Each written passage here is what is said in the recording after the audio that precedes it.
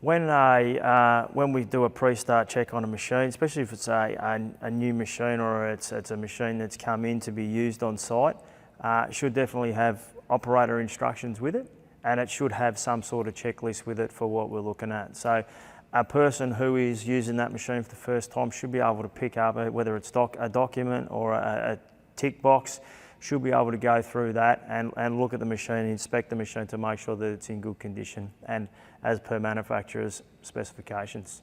If there are any defects in that, then that should go straight back to the employer or the duty holder, principal contractor, and let them know straight away.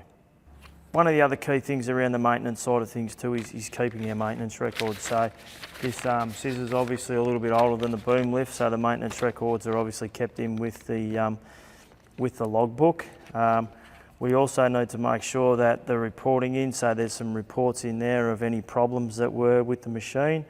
So the access gate does not close properly or automatically. So once that's reported, then that should be fixed as part of that maintenance regime. Okay. So anything that's identified should be noted in that logbook and then should be acted upon to ensure that the machine's in good condition.